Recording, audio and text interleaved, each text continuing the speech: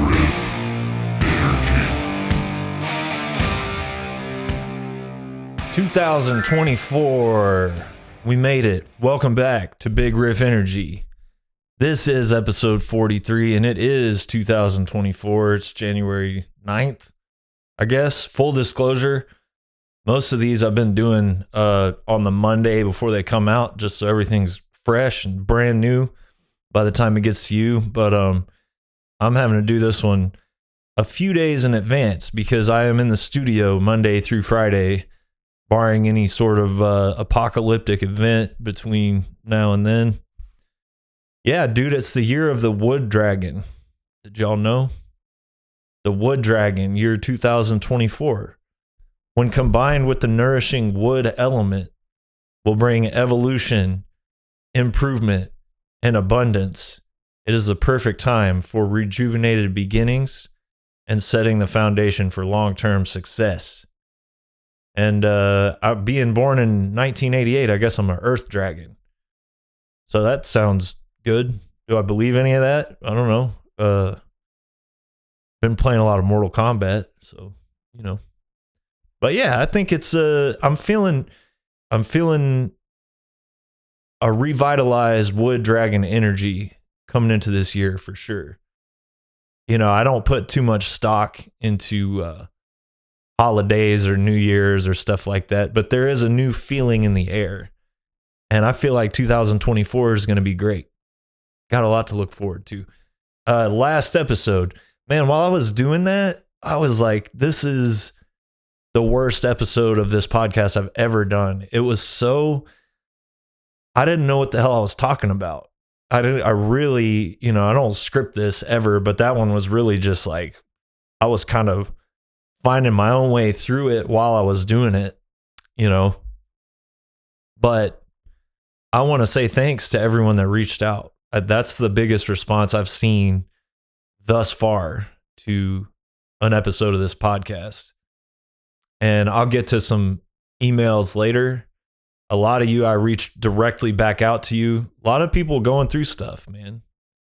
And we're getting through it together. And, you know, I keep saying it, this podcast turned into something I didn't anticipate at all. And it's real cool, man. It gives me a sense of purpose interacting with a lot of y'all.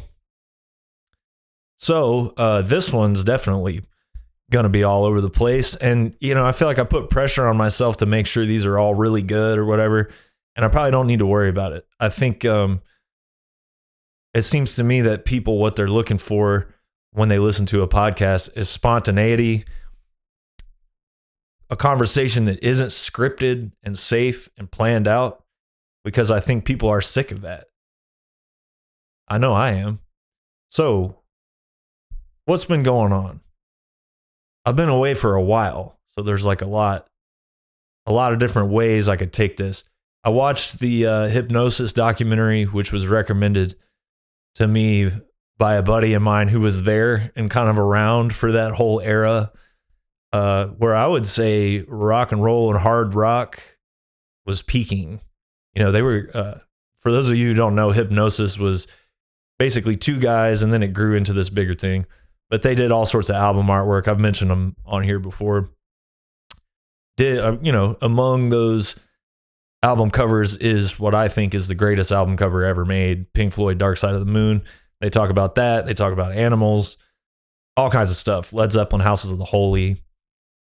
And it's great, man, but it made me a little bit sad, though. You know, they interviewed a lot of different people.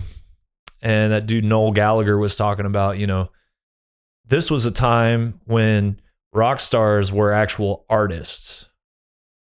And this was a time when, I'm paraphrasing him, but he said albums were the most important thing that bands had. And their album covers, you know, were important. I think somebody else actually said that, but Noel Gallagher said something to the effect of like, this is when music was art rather than a commodity, which now at that scale, the mainstream level, it's pretty obvious that it's just a commodity at this point. There's a formula to it. And I think the money-making formula is more important to most people involved than the art form. So it made me a little sad, but it's cool. It's worth watching. And, I'll always look at albums and album artwork as being super important. Making albums to me is the most important part of what we do. I even saw Mark Morton from Lamb of God posted some throwback picture of his early band in the studio, talking about how the studio is his favorite part of the process and always has been. And, making albums is, playing shows and touring and stuff like that is cool, but making albums is the most important thing. I mean, look behind me. Like, I got albums on this shelf that were made in the early 60s, and I can still put them on and listen to them and open them up and look at them and read them. Our memories of cool shows fade. Some of my favorite shows I ever attended, I can barely even remember them. Even the ones where I wasn't under the influence of anything. Our memory just fades, But making records is cool because they're there for as long as people are around, So yeah, watch that. Hypnosis, that was cool. I got hooked on these NPR Tiny Desk concerts over the break. And I had seen a bunch of them. I remember watching the Cranberries one, which unfortunately isn't all that great. Sturgill Simpson one, I think that one was all right. And when the Guar episode or performance or whatever came out, I remember people tripping on that. That was right after we played a few shows with Guar. And I remember taking so much joy in looking at the social media response and the comments and stuff, people like, scared, closed-minded Christian type people being absolutely mortified. And, did you hear what he said about he's got our children in the basement? And, when I was growing up in Oklahoma, people were like very easily horrified and offended and up in arms by stuff like that. And it's really cool to see in 2023, it was when that came out, that they are still horrifying those same weak ass people. I love it. But the ones I was watching over the break were like gangster rappers and shit. And there was something, I got hooked on them. And there's something so cool about seeing these kind of rough and rugged rappers backed by super professional bands. Juvenile had, I think, 4 Grammy winning or Grammy nominated musicians behind him during his performance. And I'll get into that. I'm going to talk about Big Riff Energy like I always do, but I'm going to talk about it in the context of a style of music that maybe some people that listen to this wouldn't associate with Big Riff Energy, but you would be wrong. And I will preface this by saying, I've had comments in the past or people say in the past, stop talking about death metal. Why are you talking about death metal? Go back to talking about traditional metal. Or, why don't you talk about this? Here's the thing. If you guys have like a question you want to ask me or something that you're interested or something like that, and you reach out and ask me to talk about something, I will talk about it, of course. If you drop some lazy ass comment telling me what to do, bitch, you in the wrong place. I don't know what the fuck you think this is, but I mean, don't tell me what to do. That's that's like one of the, if I had to list top 5 pet peeves, you can offer me advice, or you can ask me a question, or you can provide some constructive criticism or whatever. But what the fuck do you think this is, man? This ain't your show. So that being said, the guy that told me to go back to talking about traditional heavy metal, you might want to skip this one. You're going to be fucking infuriated. So I'm going to back all the way up. We're going to go deep on this. Because I was watching I watched the Scarface one, Tiny Desk concert, and I watched the Juvenile one. I watched like Cypress Hill and Megan Thee Stallion. Those were okay. But I'm going to focus on Scarface and Juvenile here in the context of Big Riff Energy. I watched those, and then Christmas Day I went hiking with a buddy. And as soon as I got in the car, I had on NPR, and there was a lady talking about Southern gangster rap, the history of it, and sort of the like creative arc of it. And she mentioned also the fact that not Usher, who's the other guy? Drake sort of has like, I don't know a goddamn thing about Drake, so don't quote me on this, but it seemed to me that what she was saying is Drake sort of like culturally appropriated aspects of like the Memphis sound, particularly. I don't know if, I think she said he had like a family member from Memphis or something, but he's sort of mined all these different regional sounds, and he's an international artist. So it's sort of like flattened out a style of music and created a situation where now there's no regional styles anymore. It's all been like, it's like basically musical gentrification. That's kind of the gist of what she was saying, I think. But I thought it was weird that I was watching these like Dirty South NPR Tiny Desk concerts, got in my car, and there's a lady talking about it. That's sort of how I let my life guide whatever I'm going to talk about. So I got into this shit growing up. I was getting into aggressive, heavy music, you know, like Jimi Hendrix, Black Sabbath. I've always talked about that. Black Sabbath led to Metallica. Metallica led to Slayer and Pantera, and then death metal and stuff like that. But around that same time, you know, when I was 12, 13, 14 years old, there was a lot of really good rap music coming out. Dr. Dre, Chronic 2001, that's like one of the most solid albums ever made in any genre of music. Eminem was coming up. Pretty, objectively speaking, it's pretty obvious now he's one of the best ever at that art form. What else? Cypress Hill put out Skull and Bones around that time. And Skull and Bones was like a double album.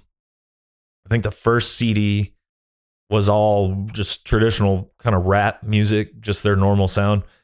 And then the second CD was Fear Factory as the backing band. I'm pretty sure. I know it's Dino on guitar, but I think it was like a lot of those songs were literally Fear Factory playing the song, and then the dudes from Cypress Hill like rapping over it, which was pretty awesome. Rage Against the Machine was coming up at that time. And I was attracted to stuff that was angry and aggressive and mean. That's what I wanted when I was 12, 13, 14 years old, adolescent. I was angry, man. I didn't even realize it until way later in life, but I just had a lot of frustration and rage and anger, and not like typical adolescent toxic masculine teenager stuff. It went a lot deeper than that. And I didn't know it at the time, but I think that's why I was attracted to certain styles of music, death metal, and, you know, first time hearing Cro-Mags and stuff like that. And I felt the same way about a lot of that rap music. The stuff I hear today in the mainstream, I don't relate to at all. It sounds like the shit today reminds me almost more of what like my first girlfriend was listening to, like Dashboard Confessional and stuff. It's like dudes crying about something, and then they auto tune it and they say like 3 words a bar, you know. I don't relate to that at all. But the stuff that was coming up when I was younger, you know, and then tracing that back to the origins, tracing it back to like NWA, the cops fucked with us a lot, man. I'm not gonna say I can understand what the guys in NWA felt like, because definitely I would never say that. But when you don't like the police and you hear the song "Fuck the Police," it's like a match made in heaven. So, you know, I was listening to Slayer and all that stuff, and I was branching off into country. I liked the guys that sang from the heart, from a place of pain and being misunderstood and frustrated and suicidal, and all the best country guys are coming from that place. Hank Williams, Waylon Jennings, but rap was floating around too, man, because all the best rappers, I think, are coming from a place of real, actual struggle. You know, not somebody blowing you on the internet or you know, mom and dad taking your car keys away or whatever. Like, these guys are going through some shit emotionally, physically, spiritually. Then I was always attracted to that. And then I'll never forget, I want to say it was 8th grade. There was this kid I grew up with. His name was Colin. And to this day, he's like one of the scariest. We were super, super tight. I love him to death, still love him. But he was one of the scariest people I've ever met. He was just, and he played into it. Like, there was something really violent and mean and off about this guy. But he lived in my neighborhood. We hung out a lot. We rode the bus together. This dude would play me all kinds of stuff. This was like in the illegal downloading days. And he would play me like Hank Williams III demos. I was hearing in 7th, 8th grade the Hank 3 like heavy metal stuff that didn't see the light of day until, I don't know, like 2010, 2011. I was hearing those songs on the bus. This dude Colin would be like, check this out. He was just like scouring the internet for anything like subversive or offensive or mean or scary or crazy or heavy. He was just like not little. He was an evil motherfucker, Joe. And I remember in 8th grade, we were at lunch, and I'll never forget, he came up and he was like, hey man, have you heard this shit called 3-6 Mafia? And I was like, no, what's up with that? He's like, think about it, dude. 3-6, 666, 666 Mafia. I'm like, holy shit, I'm down, dude. And I'm anything evil or scary like that, I am down. And he played me some 3-6 Mafia, and I was just like completely sold. That's what sealed it for me. I was like, I like rap, but it has to possess all the same characteristics of any other type of music that I like, you know? I'm not so into the look at how great I am, look at all this shit I bought, look at all this weed and I got and all that kind of shit, look at my gold chain. I'm more into like, I can't stop doing drugs and I want to die. Or, you know, I grew up without parents and I don't know what the fuck I'm doing. And a lot of that sentiment, the blues is the best place to feel that sort of stuff. And whether people, you know, whether old head anti-rap, you know, quote unquote music scholars or whatever want to admit it or not, rap music is a direct offshoot. I mean, it's a direct result of the blues. The blues turned into different things. That's why really it's probably the most important style of music that's ever existed in my world, because the blues not only went overseas and turned into rock and roll and hard rock and metal, it turned into rap too, whether you want to admit it or not. So there's the fucking way too long story of how I got into this style of music and why I like it and all that sort of stuff. The thing that got me sucked into these NPR Tiny Desk things was the Scarface performance.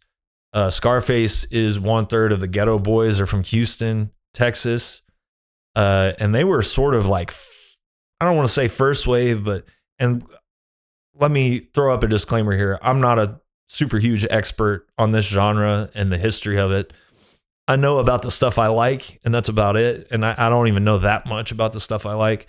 But Ghetto Boys, I would say, are like not first wave rap / hip hop, but like second wave, sort of contemporaries with like NWA, from what I understand. And you may have already heard Scarface and the Ghetto Boys without even knowing it. And the first time I heard Scarface's solo stuff, the scene in Office Space by Mike Judge, one of my favorite movies, the nerdy white dude in his car in traffic in Austin. Character's name is Michael Bolton, which is like a running joke, obviously. But he's in his car in traffic, and he's listening to a song, and he's rapping along to it. And dude, the line that stood in my mind was, I got this killer up inside of me. I can't talk to my mother, so I talk to my diary. And that's kind of the part that you hear in the movie, you know. But he's sitting here like spitting right along with Scarface, and then this black dude's walking down the street selling flowers. And as soon as he approaches the car, Michael Bolton gets all nervous and turns it down.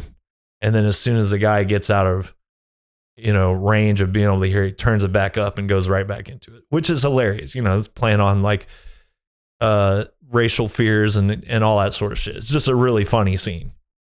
But that line always stood out to me.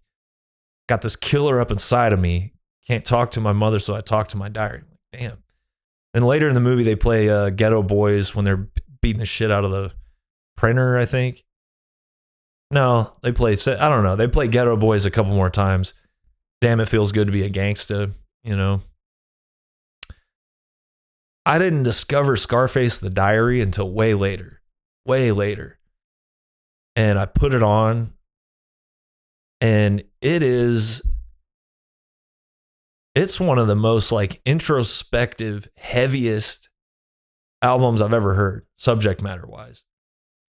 And you know what I always liked about Ghetto Boys mind playing tricks on me and stuff like that is they're talking about, you know, the struggle. They're talking about violence. They're talking about guns. They're talking about people being murdered around them, dealing drugs. But what they did and what Scarface did in particular that I thought was so powerful is he didn't glorify it. He makes it sound like a complete living hell. He approaches it from an emotional, really like spiritual perspective. I use that word a lot. But he's talking about this situation that they've been born into, and it is just so painful and hard, and he's getting stuff out like from deep within himself. And his album The Diary is just like heavy like that, start to finish. So when I saw Scarface pop up on the NPR Tiny Desk thing, I was like, holy shit, put it on immediately. And he's got this dude, so he has a full backing band behind him. These are like real actual musicians, trained, you can tell. I don't know how it works. I don't know if NPR finds the backing band and they rehearse and then Scarface shows up or what, but they're doing stuff like chord voicings and stuff that's like way outside of the realm of my understanding or skill level. And then he's got this dude, Mike Dean. I didn't know anything about this guy, Mike Dean. The dude's sitting playing the Moog synthesizer. He's playing the G-Funk sound. If you imagine like the high keyboard sounds almost like a whistle, like and that Snoop Dogg song, that's like the G-Funk synthesizer sound, right? And this guy Mike Dean is doing that. Only Mike Dean I knew was from COC. This is a different guy. I looked him up and his resume is like super intimidating. He's worked with literally everybody. But this guy is playing this synthesizer in a way I've never even seen it done before or thought to do. I mean, it is like really astoundingly good, soulful and skillful, like in equal measure, you know. And Scarface, Brad Jordan, I think he might have had sort of like a near-death experience not that long ago. He had some kind of like really major surgery or something. And this dude is like putting on a sermon. He's putting on a sermon. He is performing from like the absolute depths of his lifetime of experience with the hardest like life circumstances you can imagine and the deepest type of pain and suffering you can imagine and the highest peaks and joys and success. And man, he's like just letting it all out. And I would say the highlight is the song Seen a Man Die. Never seen a man cry till I seen a man die. Lyrically, that's one of my favorite songs ever written. He's talking about, you know, the life of crime and getting out of jail and trying to straighten your life out and dying, watching somebody die, and then he talks about the death process and returning to the universe. And I mean, it is like one of the most profound psychedelic. Yeah, it's good. It's good. So I really love that one. And that one has a vibe of just like, you know, he starts yelling at one point during a song. I can't tell if he's saying, "Can you hear it now?" or "Are you here and now?" Or it might be both.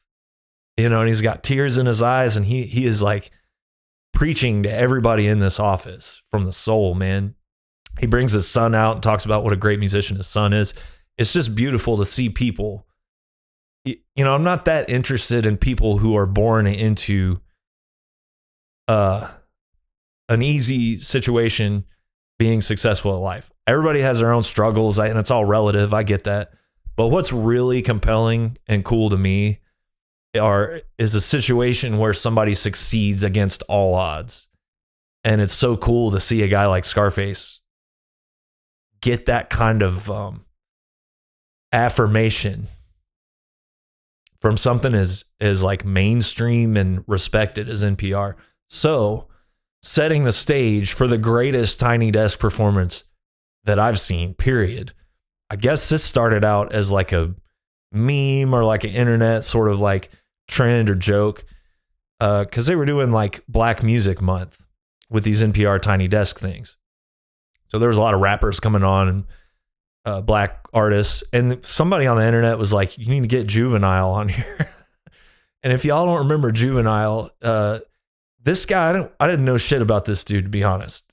I knew that song, Back That Ass Up, and you know, so I kind of saw him as like a novelty. Not saying that's a bad song. It's a fucking incredible song.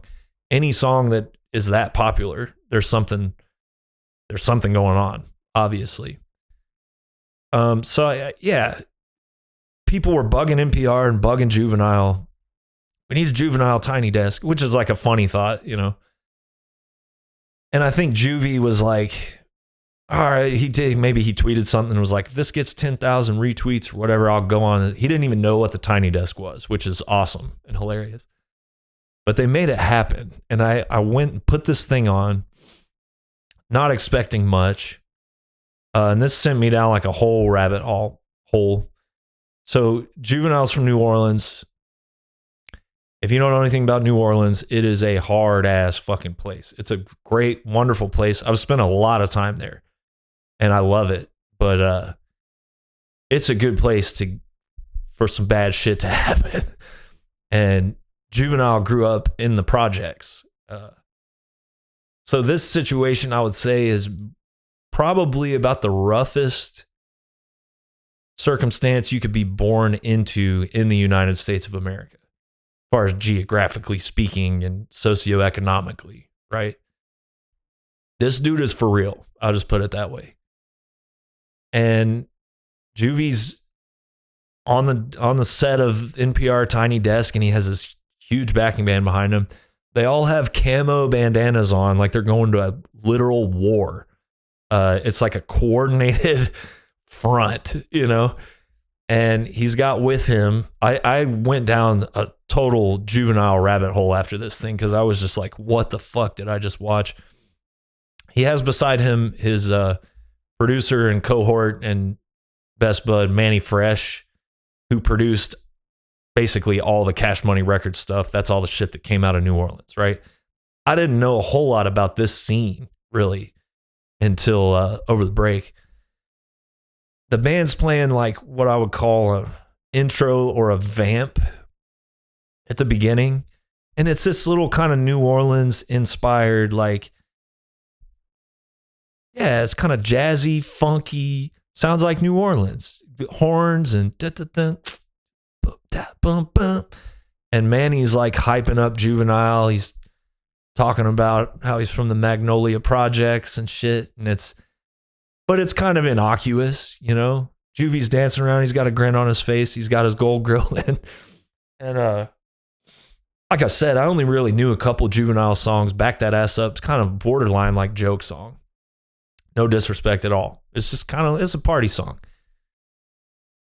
The band, like, Manny Fresh signals the band they do a key change, and it's like a brilliant, super pro key change. I wouldn't even know how to like break it down what they did technically.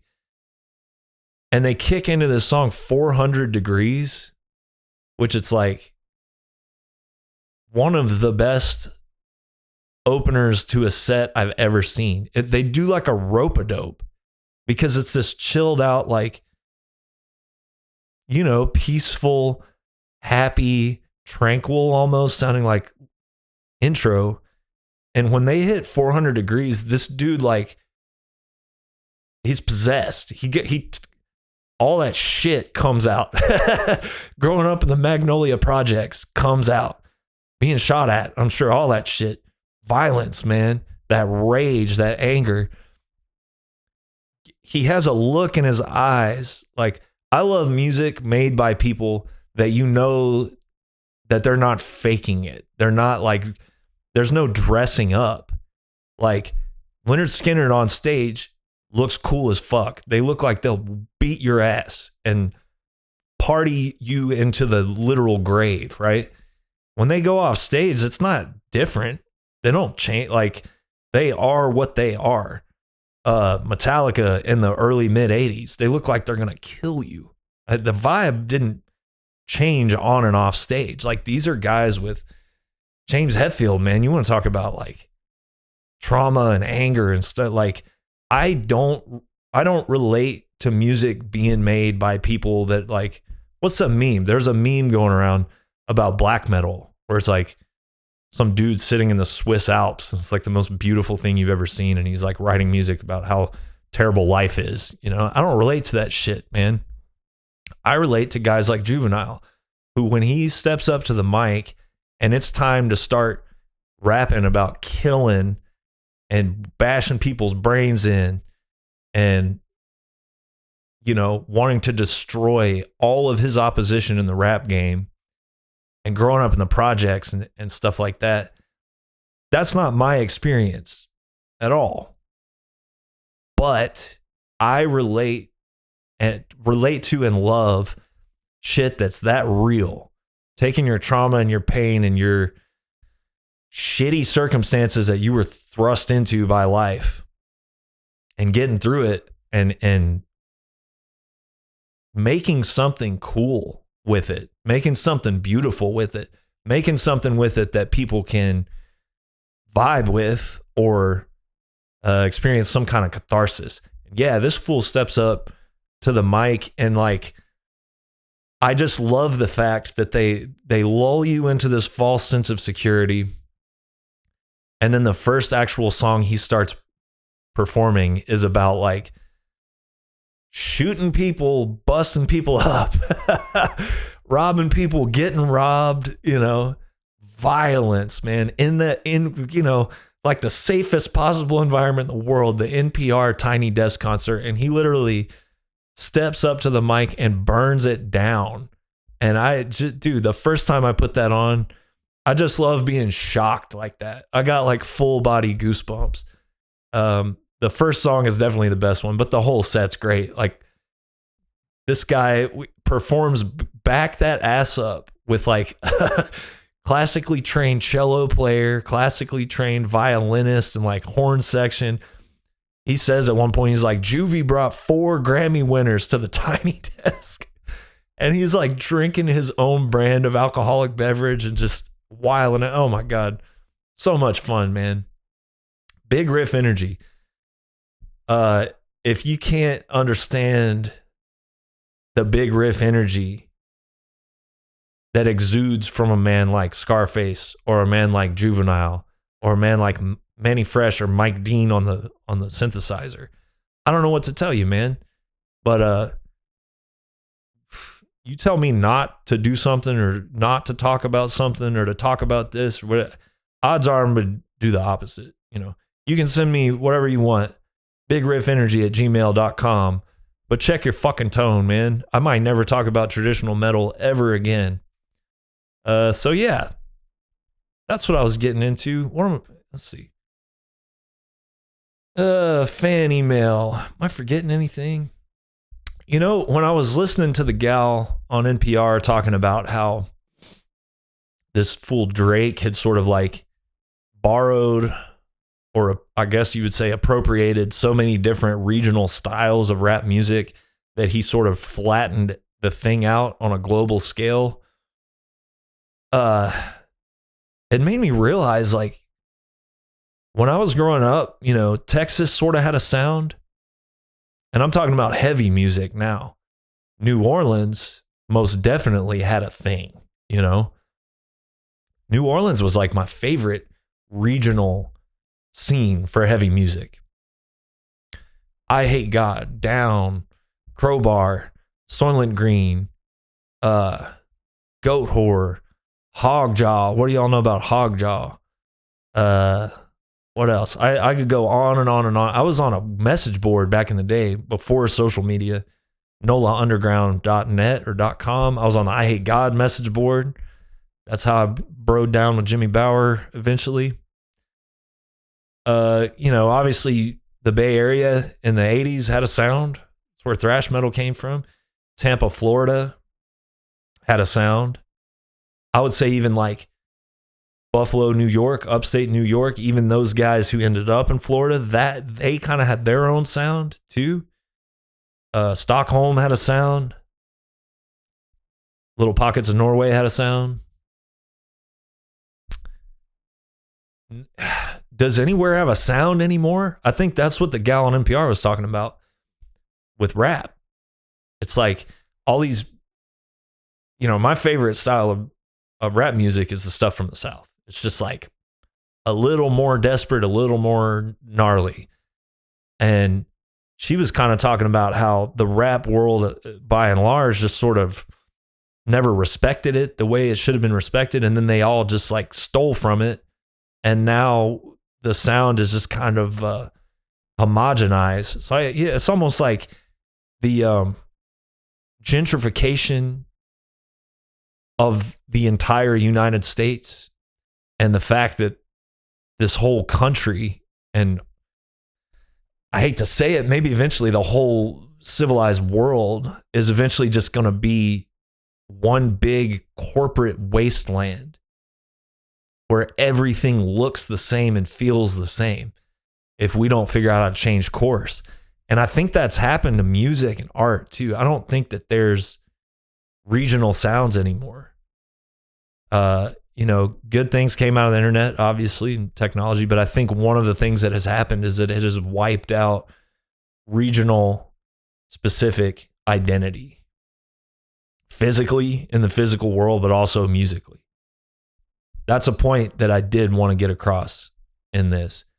And I wish I knew the girl's name on NPR that was talking about rap and stuff, because I feel like that just tied this all together. Is we're all sort of losing our identity as people, as regions, as artists, as everything. We're all turning into like iRobot or something. It's freaky, man. That's why it's important to do your own thing. Don't do what everybody else is doing. Okay. Fan email. Friend email. Again, I want to thank everybody who listened to the last episode and wrote in.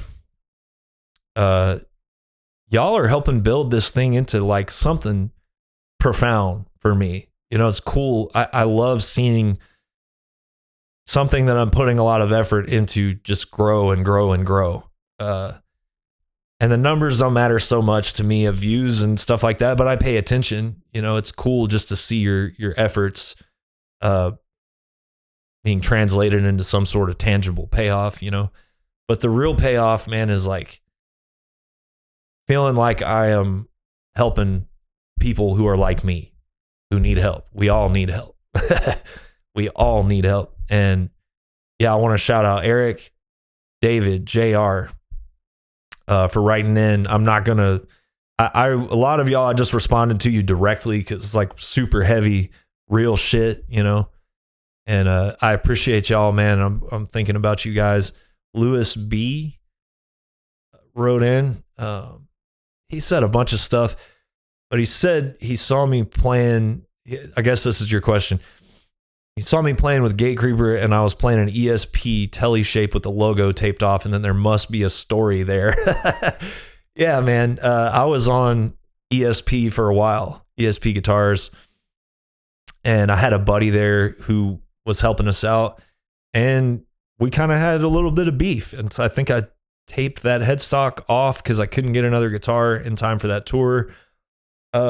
These things happen, and actually, when Spirit Adrift put our last album out, this dude reached out to me and said a lot of nice stuff, and we had seen each other in person before that at a show, and really, it's a corny term to say squashed it or whatever, but yeah, we made sure everything was cool. But yeah, we're talking about frustration and anger and stuff like that, and I was frustrated and angry, so I taped the logo on the guitar, but Lewis still realized that it was an ESP. But everything's good now, man. I can admit when is two hard-headed, toxic, masculine males button heads, and it's all good. That shit happens. I'll get into some more examples of that later. I also want to thank everybody that's been buying stuff on Bandcamp, man. It's been really cool. Like, since I started this podcast, it's just been a consistent stream of support, man. And it's not the fucking money or the YouTube views or anything. I don't give a shit about any of that.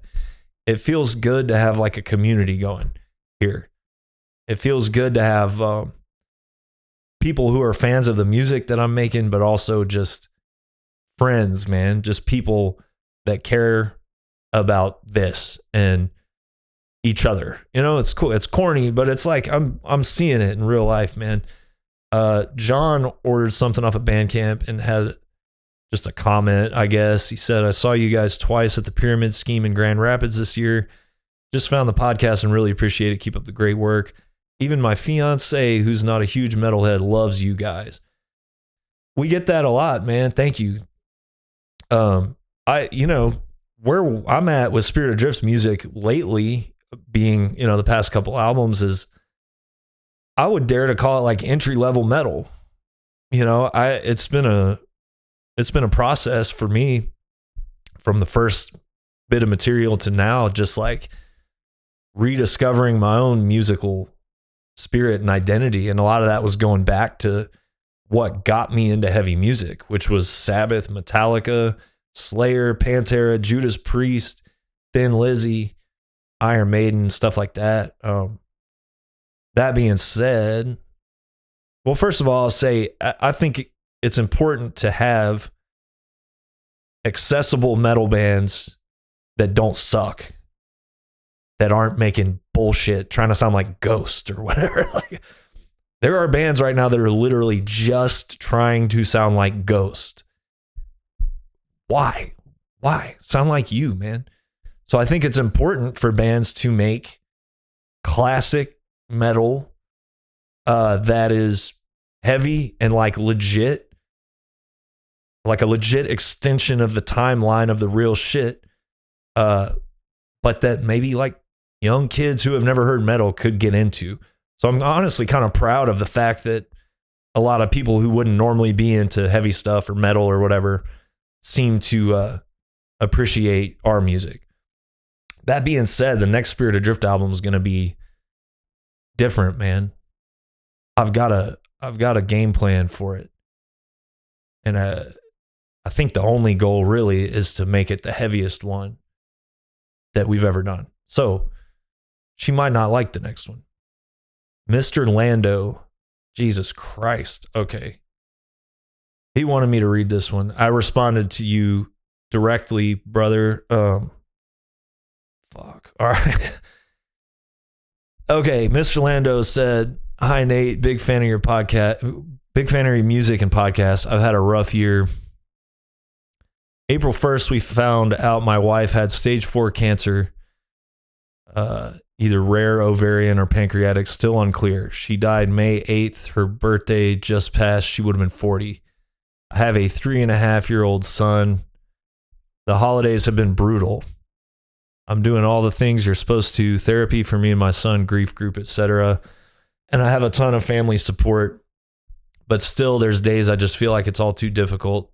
I know it's just going to take time, but I thought I'd reach out since you mentioned anyone feeling squirrely should. I don't mind if you read this on the show in case it helps someone else. I think it will help someone else, man. It helped me. I know it's not going to make you feel any better, but it did help me. And Lando and I had a great conversation, man. We had a back and forth, and I don't even know what to say to stuff like that, but I'm definitely not going to say anything on here. I talked to him about it directly. What I will say, dude, is there's bullshit problems, and there's what a really dear friend of mine calls concrete problems. And we all tend to we take for granted our lives. We take for granted things that are good that could be a whole lot worse at the flip of a switch, you know? And we need stories like yours to remind us that there's bullshit problems and there's concrete fucking problems. And yeah, that's all I'm going to say on here. You and I already talked, man. And thank you for sharing your situation. I got another heavy thing like this from this dude, Ro. Just another person thanking you for the most important day of my life video. I've self-medicated with alcohol on and off my whole adult life, but got really bad after my mother passed away in 2014. Woke up and drank and went to bed drunk. Went through the whole pancreatitis you mentioned last episode and still didn't quit. Not to get too woo-woo or whatever, but I'd read that both of your parents were deaf and so were my maternal grandparents. And it took me coming upon your story that day as confirmation it was time for me to stop. Thanks, Ro. I've been talking to Ro behind the scenes as well, too. I love getting woo-woo, man. These weird, seemingly coincidental human connections. Sometimes it takes a little weird thing like that to wake us up, you know? So I'm glad I could be involved in that, man. And wish you the best of luck, and I'll be talking to you soon, man. Ro and I are going to be doing some guitar lessons together if y'all are interested in guitar. And it's whatever you want to do. If you want to sit around and bullshit, ask me questions on Skype or whatever. BigRiffEnergy@gmail.com. Just another fun little way to pass the time constructively and, yeah, support each other. What was I going to say? Oh, yeah, the pancreatitis thing. I reached out to my friend Dan, who went through all that pancreatitis shit, and that's something I do towards the end of every year. I'll just go through my phone and text or call people that I haven't spoken to in a minute. And y'all should all do that. Y'all should all do that. Just pick a day, man, and start at the top of your contacts list. And it doesn't matter like what kind of situation you have with this person or how long it's been. Just hit them, text them or call them. These messaging each other on Instagram and shit, it doesn't count. That doesn't count. I can't tell you how many times I'll get an Instagram message from a motherfucker that has my phone number. I'm like, what? Maybe I'm like too old school or something, but text my phone. Like, what the fuck are you doing? Message me on Instagram. We're grown ass adults. So I don't know. It's always cool at the end of every year.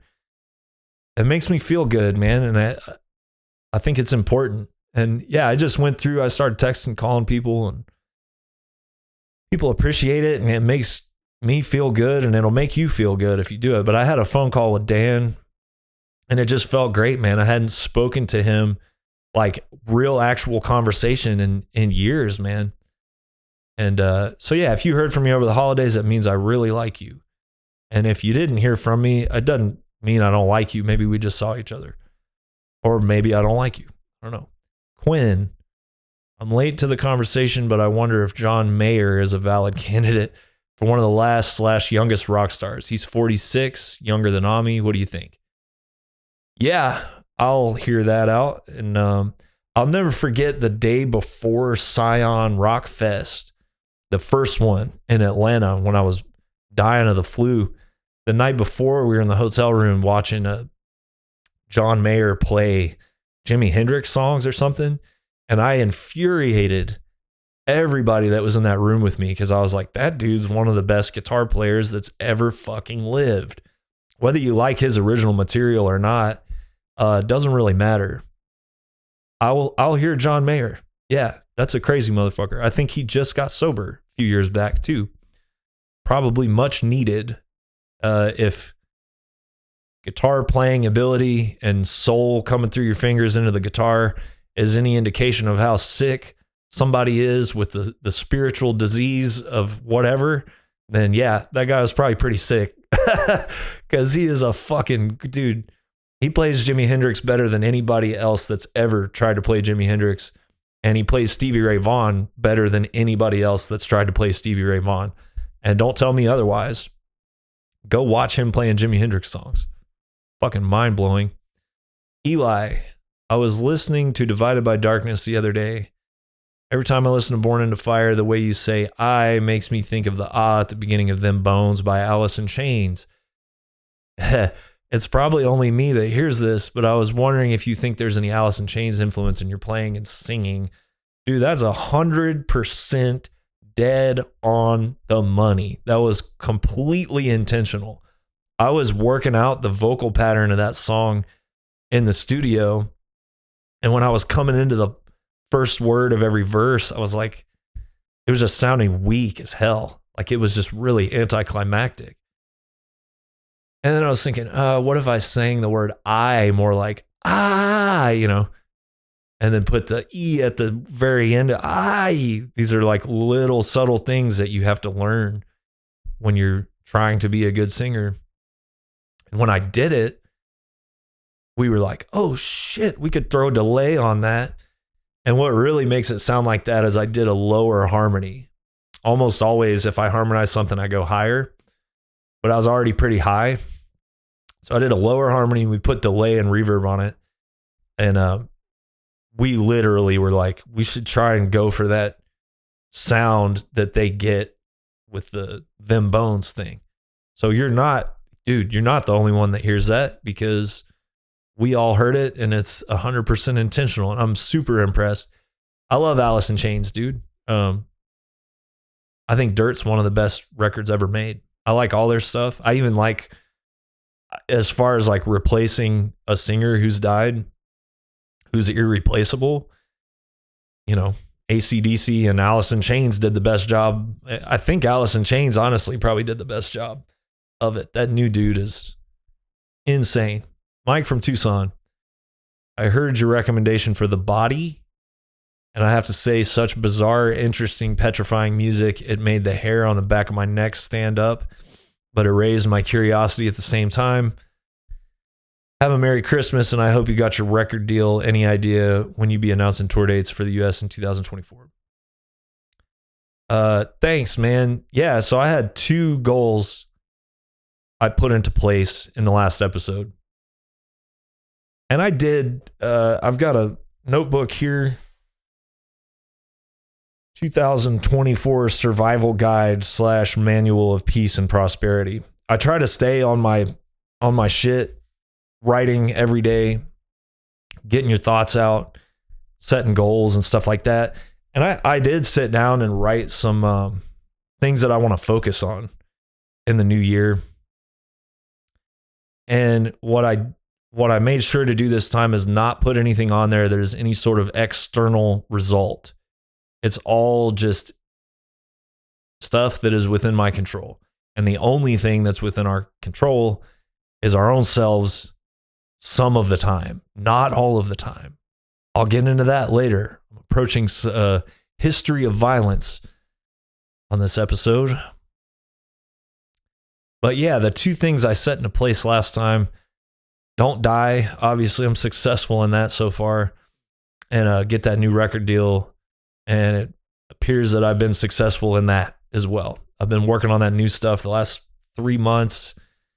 And yep, now in the studio making a record. And it's a reformed alliance that I am very, very excited about. So yeah, thanks, man. I did get my record deal. Feels good. Tour dates. Let me quote Juvenile, man, from 400 Degrees. For the right price, I can bust the right brain. Only God knows what the future might bring. So I don't know what to tell you, man. I like making records. The best part of what I do is making records. And I like doing this podcast now, too. That's a brand new thing, but I think I like it, too. I'm not sure how much I like touring, man. I'm just going to say that. I don't know if it's a wise or strategic thing to talk about that openly, but we've just said no to a lot of shit, man, because I don't really dig what's going on with that whole world right now, to be honest. I mean, it was douchey and unnecessarily cutthroat and political and cool kid table and you're not allowed over here and before COVID. And now it's just like, what do I need to go see the inside of a Love's truck stop bathroom for the fucking 600th time? That's the reward that I'm trying to get for dealing with this like douchey political annoying fucking scheming, cobweb of just fucking weak bullshit. No thanks, man. No thanks. So I repeat, for the right price, I can bust the right brain, and only God knows what the future might bring. And I want to reiterate that you don't get into this shit for money or success, or especially to be like famous. You're a piece of fucking shit if you want to be famous. Straight up. What I have decided over this dark night of the soul that I am coming out of, somehow we have arrived at a place where we've all agreed that the only thing that is of value that a touring musician or band presents on a tour is a fucking t-shirt with their name on it. You guys, me, everyone that books shows and tours and manages bands, we have somehow accepted a world where the only fucking thing of value that somebody who's spent 20, 30, 40 years pouring their heart and soul and body and mind into something, the only thing that they have that's valuable is a t-shirt that they paid to get made. And I don't accept that. I've accepted that for a while, that's just how it is, that I can write 1,000 fucking songs and they can get 1.2 million streams or whatever on that fucking service that is the dick sucker of the fucking devil. And I don't see shit from it. And that the only thing that I can provide people that's valuable is a fucking t-shirt. Yeah. So I've decided that I'm not going to participate in that. And I don't want anybody getting the wrong impression that like, well, I'm not going to go back on tour until I'm making a bunch of money. No, it ain't that. It ain't that. I just, there's bands, these more established bands, maybe they're older. There's a couple of old geezer bands about to go on tour that offered us a tour, and it was the most bullshit, insulting fucking shit. And they did the same shit a couple years ago, and the guy's a fucking whatever, thinks he's fucking slick, and he ain't slick. And in this particular situation, I will say the thing that gave me hope is that there's all this bullshit talk about, oh, there's bands that really want to do this tour. You need to give us an answer because there's bands that really want to do this tour. And they announce a tour and there's no support bands. So apparently other bands, younger bands that have a sense of self-worth are also declining these bullshit fucking offers. So it's not about making a bunch of money. That's a fucking pipe dream, and it's not even that interesting to me. It's just about knowing your own value. And unfortunately, there are a lot of really insecure, self-conscious, scared people playing in bands. That's like kind of the type of personality that's drawn to making music, you know, people full of self-doubt and stuff, and FOMO, fear of missing out, you know. So there's bands that will pay money to go on tour. There's bands that'll pay money to play shows. And I don't want to disrespect people that do that, but it puts, I'll say it, it puts legitimate fucking bands in a strange position, because nobody gives a fuck if you're like, I know that what I'm doing has value, and you shouldn't give me an offer to go on tour that has that's just like fucking insulting, right? Or we're going to be like paying out of pocket to go on tour, and we might make money if we sell t-shirts, which are the only valuable thing that we have to provide. That's what you're telling us, man. Fuck that shit. I'm not doing it. Not doing it anymore. And I said this last year, you might not ever see us on tour again. Tough fucking shit, man. Like, somebody's got to do something about it, right? Live Nation got rid of their merch cuts when we were all bitching about that. They got rid of them for 90 days. So start bitching about merch cuts again. But yeah, that's it, dude. For the right price, I'll bust the right fucking brain, and only God knows what the future might bring. And if you're a fucking manager of one of these dinosaur bands or agent or whoever, fuck yourself. If you're offering bands that would give some relevant fucking attention, like bands that would make your tour actually fucking relevant and bring people that might become a new fan base rather than the same fucking 40 people that were coming to see you 30 years ago. Offer us what we're worth, you fucking sacks of shit. All right. I debated talking about this publicly, and I made the decision literally right when I started talking about it. So again, people are probably like, dude, what the fuck are you doing? I don't care, man. What do I got? Fuck do I got to lose? Everything we did last year peaked out, dude. Played with Metallica, played with Iron Maiden. I'm not trying to fucking spend money to go tour with dinosaur bands that nobody gives a shit about, who think that new relevant bands are just fucking expendable or whatever. Fuck you. Okay, what am I going to talk about? Mournful Congregation, $20 spin, did a holiday sale, and I bought, what'd I buy? Rotting Christ, Triarchy of Lost Lovers, one of my favorite records ever, one of the best fucking records ever made. Check it out. Ignore the name if you think that's like too extreme for you. It's really a beautiful piece of music. And I bought The June Frost by Mournful Congregation, and I bought, what else? Book of Kings, Mournful Congregation. The record I'm talking about is the Incubus of Karma. This is probably my favorite one. Mournful Congregation is the best funeral doom band ever. They're one of the best doom bands ever. They're from Australia. I think when they play live, they have 3 guitars. Unfortunately, I have not seen them live, and I'm going to tell a story.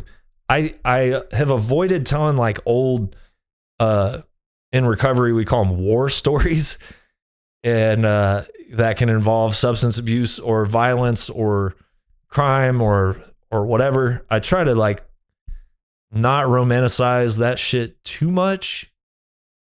And I especially try to not seem like a fake tough guy on here, because I'm definitely not a tough guy. Definitely don't know how to fight, nothing like that. But I was reminiscing about Mournful Congregation the other day, and I thought this story is too good not to share. 2011, they did their very first United States tour with Aldebaran and Hedonist. I missed Aldebaran, but man, and Hedonist was good too. Real like ahead of their time. It was like sort of cavernous, scary incantation type death metal. with really slow Funeral Doom type parts. Great band. Man, what a great band. Check out Anhedonist. I think it's called Nether Words or something. They might have only even had one full-length record, but check out that Anhedonist record. It's incredible. I missed Aldebaran. Aldebaran, whatever. Still don't know what they sound like. But anyway, this tour came to Yucca Tap Room, December 6th, 2011. And I just want to describe what I looked like, 2011 was not a period in time where I was a very physically fit person. I wasn't working out, really kind of a twig. My only physical activities were like drinking alcohol and taking pills and smoking cigarettes and playing guitar, So I wasn't like a big imposing figure or anything like that. It's a fucking 6-foot twig smoking cigarettes, So that being said, we're at the show. I think Anhedonist was playing. There's a guy like a few inches taller than me, crust punk dude, spikes and chains and whatever, crusty fucking typical Pacific Northwest looking crust punk dork fucking douchebag. And this guy was like really ruining the vibe for everybody. We're at a Funeral Doom show. It's like, if you don't know what that is, it's slow. It's like very, very slow music. And he just had a couple blast beat kind of parts, but for the most part, just like incredibly slow. And Yucca Tap Room's like a small place. There's not really there's not that much room where you can stand and actually see and hear the band. So there was no getting away from this guy, really. But he, my buddy calls people like this first show Joe, meaning like, look at this fucking moron who's at their first show and like totally ruining it. No one's moshing. No one's doing anything. Everybody's just standing there like appreciating the music. And it's this one guy. I'm not going to use his name because I don't want to humiliate him. Some of you in Tempe might know him. I didn't know who the fuck he was until like later after this. But he is just killing it. He keeps fucking hitting me in the back of the head. Drinking, you guessed it, Pabst Blue Ribbon, tall can. Smells like shit, looks like shit, acting like shit. Just a shithead, man. First show Joe behavior.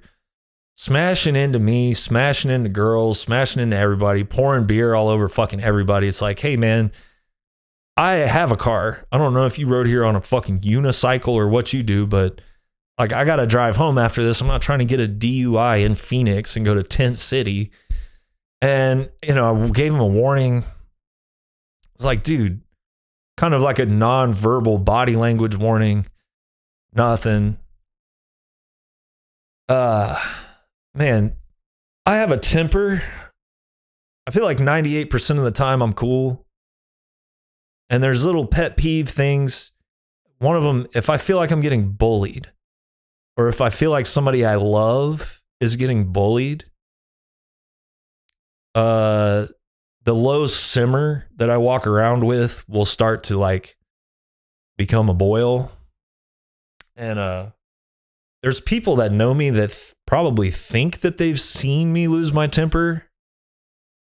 But I would say maybe only 3 or 4 people in my life have actually seen me like fully lose my temper. I don't even know if I lost my temper this night. Sorry, my nose is running like a motherfucker. Very gross. So this guy just wouldn't stop. He kept elbowing me in the back of the fucking head, smashing into my ribs, pouring beer on me. And I think I gave him about 3 or 4 warnings. Keep in mind, Mournful Congregation is from Australia. And they've only toured the States like twice. And they're up next. I was really trying to not get thrown out of this show. But what ended up happening is I told the guy, listen, man, if you touch me one more time, I'm going to fucking kill you. Or something like that. That's probably exactly what I said. And of course he did. And so that's what I did. He's still alive, but I tried to kill him. I tried as hard as I could to kill him. I don't know if any of you've seen Ronda Rousey back when she was in the UFC. I don't know shit about judo or anything like that, but somehow I accidentally just like threw this guy, and this dude's bigger than me. I've never really physically fought anybody that was smaller than me because I don't think that's cool. But I threw this like big gangly fucking idiot over my hip, and Yucca Tap has like hardwood floors. And all I remember, like the most photographic memory I have of this dude had glasses on, and I threw him, and he was real tall. And so it took a long time for his head to hit the ground. And I remember it bounced off the floor like a basketball, and his glasses shot across the room to like the other side of the fucking room. And yeah, I started getting to work, and then I remember I could feel that there was more than one person on my back. And I was like, I remember thinking, and this is all like split second stuff. I remember thinking, if that's security, then I'm fine. If that's his friends, then I'm done. Cause I was like fully engaged in this guy on the floor. And then all of a sudden the hands that were on my, like grabbing me were gone. And I got up, and the dude like ended up scrambling away. And I turn around and I look, and my best bud, this was before we were even in a band together. We were just inseparable. Chase from Gate Creeper is standing by my side, and he has torn these 2 or 3 guys off of me. I don't know how he did it. Couldn't see it. Obviously, he was behind me. His girl at the time told me later, I've never seen him move that fast in my life. So then he and I are like, this is while And Hedonist is still playing, by the way. Chase and I are side by side. And I don't remember exactly how many people there were with that other dude. He was pretty much out of the equation. That guy was like, whatever. He's not doing shit at that point. But I think there were like 3 guys. I know for sure I remember thinking that we were outnumbered. And we looked at them and we looked at each other. And there was an understanding immediately that we were going to beat the shit out of these 3 guys. There was like we didn't say anything, but there wasn't a like, what are we going to do? Look, there wasn't a vibe of like, are we going to get beat up? There wasn't any.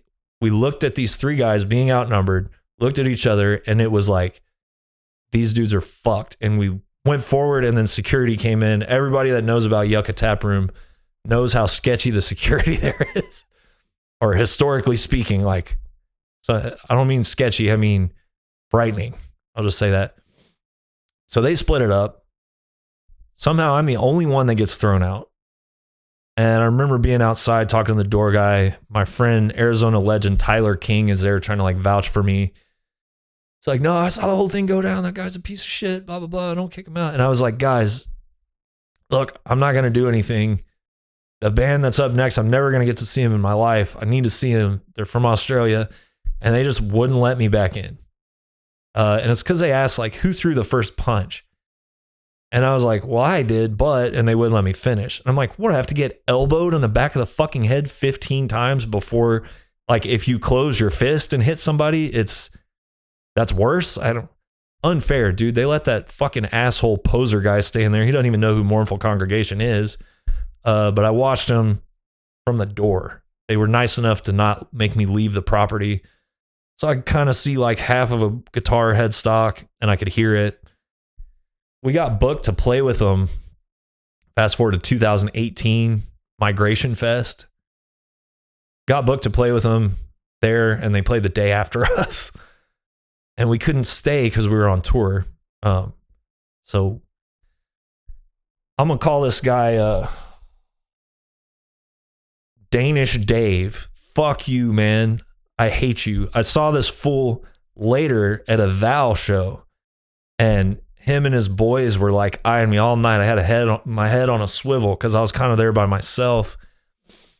And, you know, at the end of the night, I approached this dude and try to be a man and just say, hey man, maybe I overreacted. Did I believe that? Not really, but I was just trying to be a man about it. And he said something like, this was a few years later. He said something like, well, yeah, you're just lucky that what? And then I just went right back to 10. I was like, lucky that what? And that one got split up before he could get thrown upside down onto his head again. But anyway, fuck you, man. I never got to see Mournful Congregation because of your sorry ass. Fuck off. I try to be nice for the most part on here, but you fucking suck, dude. All right. Mournful Congregation, Incubus of Karma is a great record. It is real slow and real heavy and real sad. But I dare to call the guitar effects and the guitar production and stuff shimmery and twinkly. It's just a beautiful experience. And really, this band's whole discography is great. You know, they put out 2 EPs that are kind of like, I guess meant to be experienced as one thing, right? That shit's really good. Book of Kings is really good. June Frost is really good. But I think Incubus of Karma is my favorite. I would say, yeah, Mournful Congregation is the best funeral doom band. And the only other contender for me would be Loss from Nashville. But check out Incubus of Karma. Really good record. And man, I wish these guys would come back. It's so funny. I haven't been in a physical confrontation with another person outside of like controlled scenarios since December 2015. It was the last tour with my band Take Over and Destroy, and it was a very similar situation.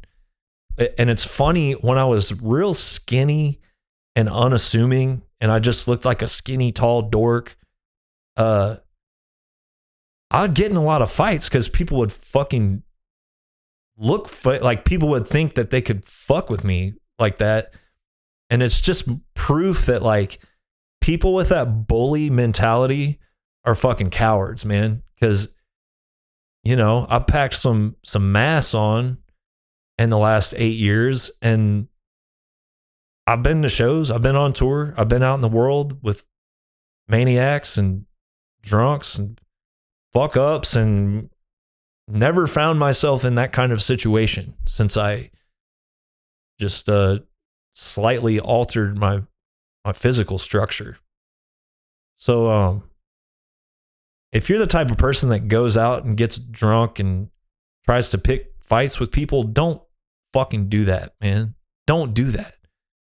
A, because it makes you a jerk, but B, the skinny, unassuming looking dude who you think that you can bully around might bounce your head off a fucking hardwood floor and send your glasses flying across the room and then never get to see Mournful Congregation. All right, dude, fuck yeah, I feel good, man. 2024, the year of the motherfucking wood dragon. And I'm going to combine my earth dragon energy with the wood dragon vibe. And you know what? I'm glad once again, I kept it real on here. Stay tuned for more music this year that I'm really excited about. What else? February 2nd, we're going to do a Bandcamp Friday, putting something out, and yeah, putting some more merch up and stuff like that. To those of you who made it this far, congratulations. I am truly impressed. And go listen to Mournful Congregation, and I'll see you next time. Keep that wood dragon energy up, y'all. Big Riff